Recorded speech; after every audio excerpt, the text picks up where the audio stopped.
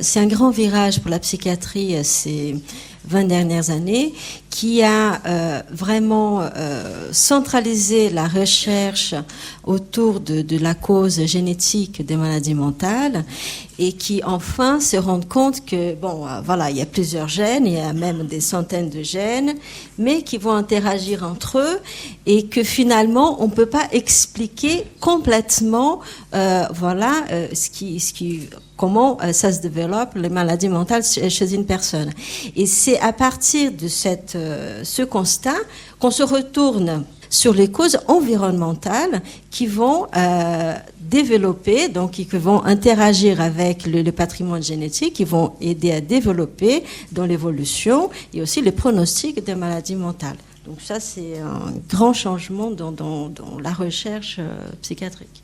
On sort aussi de l'interprétation des causes individuelles, psychopathologiques, psychanalytiques, de développement des maladies mentales, et on va se tourner vraiment quel est le poids de l'environnement, du vécu et du cumul des situations stressantes du sujet. Et ces polluants peuvent effectivement faire qu'un gène qui aurait dû s'allumer à un moment donné, ne va pas s'allumer, il va rester éteint. Ou inversement, un gène qui aurait dû s'éteindre va s'allumer et va causer un dysfonctionnement.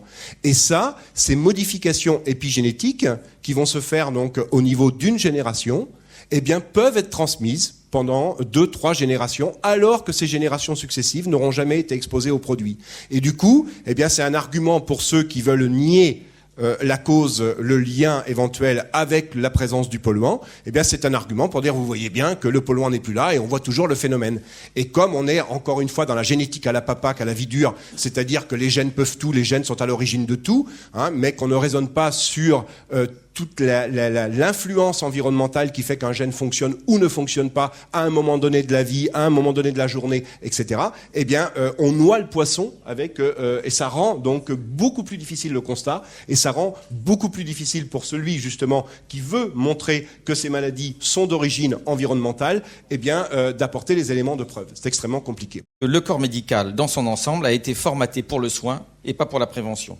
Ça, c'est déjà un point clair. Pourquoi ? Parce que dans le grand progrès technique qu'on a eu au cours du XXe siècle, comme le disait Christian tout à l'heure, naturellement, on est des scientifiques, on a des boules blanches. Les médecins sont pas des scientifiques, mais para. D'accord, il faut aller avec le progrès en avance. Et qu'est-ce que c'est que le progrès ? C'est le soin. Donc voilà. Et on a d'ailleurs fait un contresens quand on dit qu'on a un ministère de la santé, on n'a qu'un ministère du soin. Regardez Madame Marisol Touraine, elle ne s'organise que pour faire en sorte que les soins soient à peu près corrects sur le pays. Il y a vraiment une incurie, et je pèse mes mots, de la toxicologie réglementaire. Pourquoi ? Pour faire très vite. D'abord, c'est parce que quand un nouveau produit est mis sur la planète, c'est son producteur qui fait les études toxicologiques et qui donne les résultats et qui donne les résultats aux agences d'accréditation. Ça, c'est le premier point. Donc, sans transparence, Madame Corinne Lepage vous l'a dit tout à l'heure. Le deuxième point, c'est que les agences d'accréditation sont pas transparentes non plus. Madame Corinne Lepage en a parlé. Les conflits d'intérêts à ces niveaux-là sont colossaux.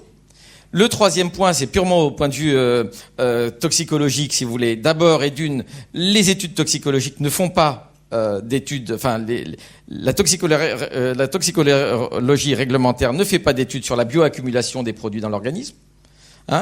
Sur les effets cocktails, mais je vous ferai remarquer que le premier effet cocktail, c'est le produit lui-même tel qu'il est mis sur le marché. Vous voyez rarement une molécule mise toute seule sur le marché. Les molécules sont toujours accompagnées de coformulants.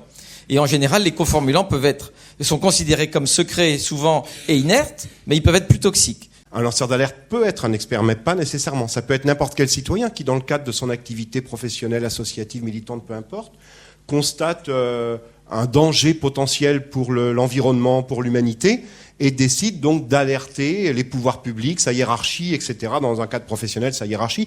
Et donc, c'est tous les individus. Et il y a des alertes collectives. Il y a des individus qui collectivement prennent conscience d'une problématique. Cela dit, il y a besoin d'un encadrement, parce que vous dites ça peut être un militant, ça peut être aussi un militant qui, d'une certaine manière, va vouloir manipuler ou faire le buzz, comme on dit, sur un sujet qui lui tient à cœur, mais qui est peut-être pas tout à fait. C'est pour ça que l'alerte ne doit pas être découplée de l'expertise.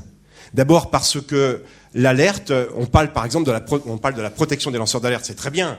quand on est lanceur d'alerte et qu'on est victime de discrimination ensuite professionnelle, etc., évidemment que c'est important d'être protégé.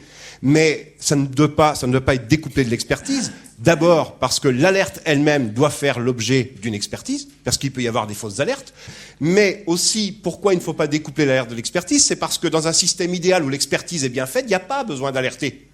Pourquoi on est amené aujourd'hui à alerter? Pourquoi Irène Frachon a dû alerter sur le Mediator? Pourquoi des gens ont dû alerter sur les OGM? Parce qu'il y a un problème d'expertise en amont. Si l'expertise est bien faite, le problème d'alerte ne se cause plus. Et donc, on n'aurait plus besoin de protéger les lanceurs d'alerte, mais simplement peut-être de pénaliser les couvreurs d'alerte.